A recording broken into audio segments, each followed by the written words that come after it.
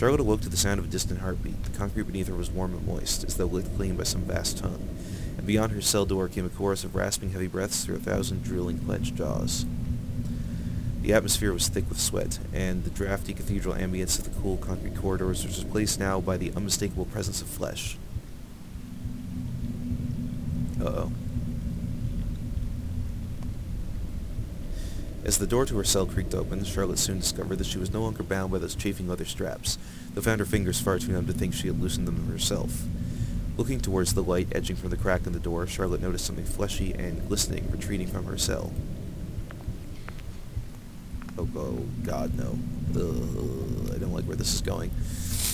The air outside her cold cell was inviting, like a lover's lap. Thick, palpable, it flooded Charlotte's nose and blurred her vision. Her senses absconded into an ambience of warm autumns and cigarettes at sunset, dog fur and fresh-cut grass, strawberry ice cream and sleeping late, the smell of fresh bread and new books.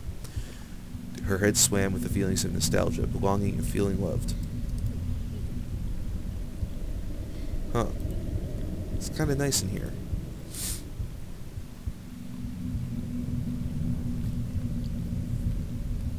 Okay. I don't think we can click on anything, just the door.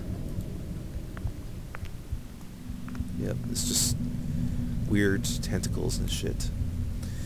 The writhing tendrils painted comforting scenes of seaside villages, quiet bars, log fires warming countryside cottages, and morning rains. Charlotte felt at home, more than she ever had before. An intoxicating, addictive feeling of belonging, of being wanted and cherished and loved, and it didn't make sense, but Charlotte was home, and everything was going to be okay. This place is awesome. I could just wrap myself up in these lovely tentacles. Wait a minute. Nah, never mind. I want to go deeper. It feels right to go deeper.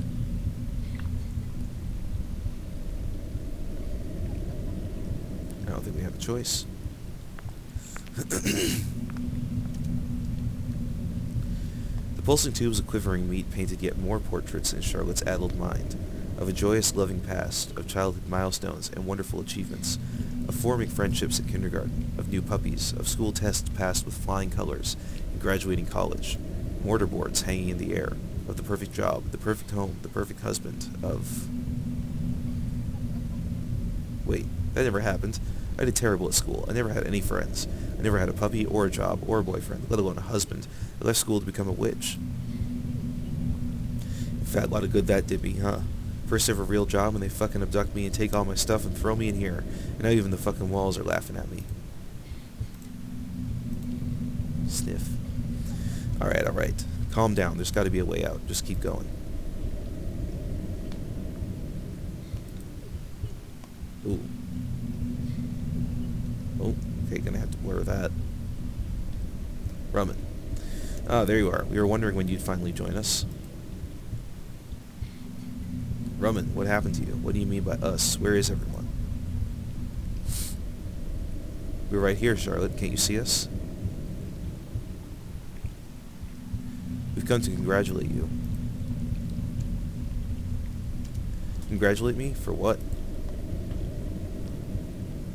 For saving the world. You did it, Charlotte. You fixed everything. Well, you know, almost everything. What are you saying, Rummin? Oh, come now, Charlotte. Don't you recognize your own handiwork? Whoa, what? How? Oh, it was wonderful, Charlotte. We tried everything to get you to use your eyes on us. Hypnosis, hallucinogenics, torture. Which I voted against, but we were getting desperate. But after a final round of particularly potent lysergic acid, we asked you what you wanted. And it worked. You simply said that you wanted everyone to love each other and be kind to each other, and zapped me with your eyes. At first it was frightening, to have a horrifically mutated woman literally swallowing each of us into her open torso. But once we were absorbed, everything was wonderful. We're so proud of you, Charlotte. Oh. If I can keep them talking, maybe I can mutate them back when they're distracted. So, what's it like? Oh, Charlotte, it's indescribable. To be connected, truly connected, at a synaptic level, to 1,000 friends and family, sharing 1,000 secrets a minute, all your hopes and fears, all your joyous and embarrassing memories. Literally your entire life bared for all to see, with everyone bearing theirs simultaneously and forever. Every sensation, physical, mental, and emotional, rippling across a vast network of interconnected minds and bodies. To be separate is to be alone, to live alone and die alone, with only a hampered language and fleeting contact to convey your thoughts and emotions. To be connected is to be part of a living heaven. Did you know that the passage of time is dictated subconsciously by the human mind? That the duration of a minute can be squeezed to a second or stretched to a decade? That's why drowning sailors see their entire lives flash before their eyes, or the Mazatec shamans spend years exploring their minds during 15-minute doses of salvia divinorum. In the 12 hours it took you to recover, we have spent a septillion years laughing at awkward memories, weeping together at past tragedies, bathing in coital bliss. Huh, that actually sounds pretty rad. Why are you not just a warped face on a mass of bruised meat, Rumman, like everyone else? Well, we needed a face for the rest of the plan, and between the emotional orgies and the, actual orgies, we had a little debate, and we decided that I was the most goddessy. Goddessish. The one that looks most like a goddess. I guess that makes sense. Wait, what plan? Expansion, of course. No.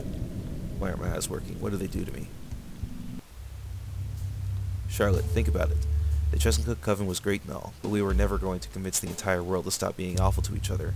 If we were to absorb the human race, there'd be no more suffering, no more bigotry, no more hatred, just an eternity of quiet bliss until the sun swallows the planet. If you let us out, we can double our mass every day. Within 27 days, we'll have absorbed both North and South America, a quick swim across the Atlantic, and we'll have the world a week later.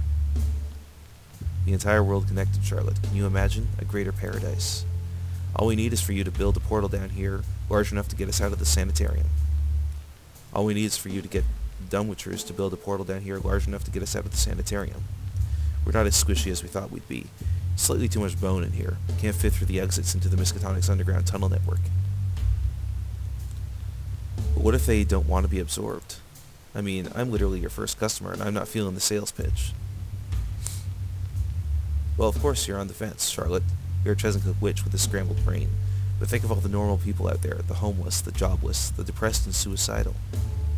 To be absorbed is to be free of the burdens of life. No obligations, no debt, no politics, nothing but the embrace of a loving community. And anyone adamant about staying individual will change their tune after a brief swallowing. What? If they'd done something to my eyes, my only option is to talk my way out of this and get to help. Go get help. Sorry.